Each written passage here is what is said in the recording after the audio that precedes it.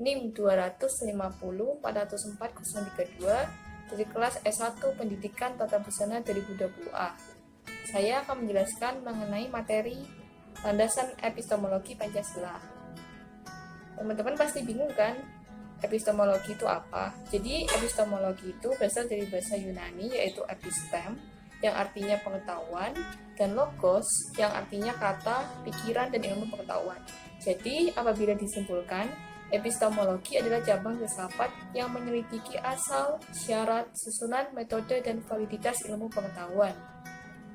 Nah, menurut itu sendiri, terdapat 3 persoalan yang mendasar dalam epistemologi, yaitu yang pertama tentang sumber pengetahuan manusia, yang kedua tentang teori kebenaran pengetahuan manusia, dan yang ketiga tentang watak pengetahuan manusia.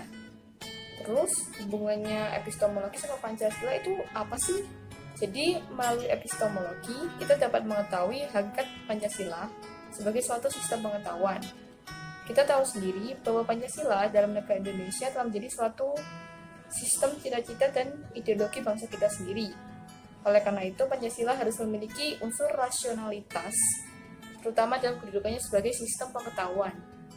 Nah, jadi setelah kita tahu tentang pengertian epistemologis dan hubungannya dengan Pancasila, yuk kita pelajari lebih dalam.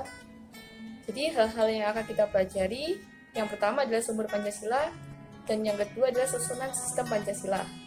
Yang pertama, sumber Pancasila.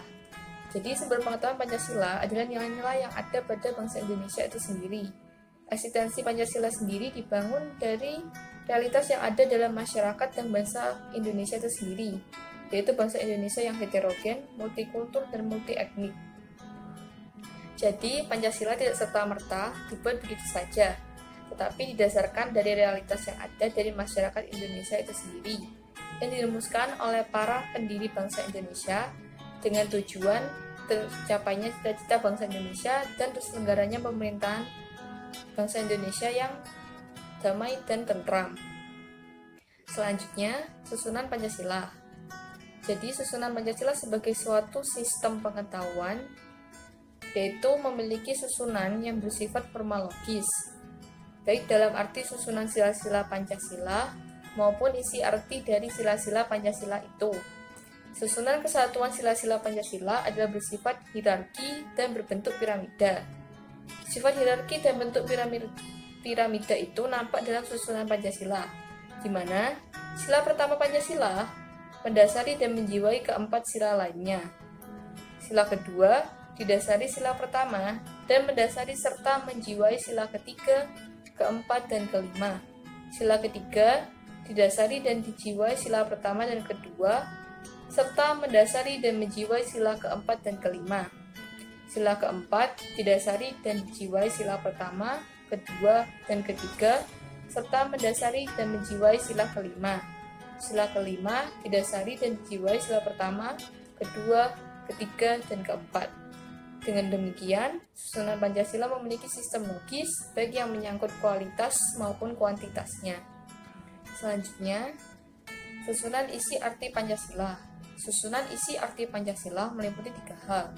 Yang pertama, Pancasila yang umum universal, yaitu hakikat sila-sila Pancasila yang merupakan inti sari Pancasila sehingga merupakan pangkal tolak dalam pelaksanaan bidang kenegaraan dan tertib hukum Indonesia serta dalam realisasi praksis dalam berbagai bidang kehidupan konkret. Output yang dimaksud dari isi arti Pancasila yang umum universal adalah nilai.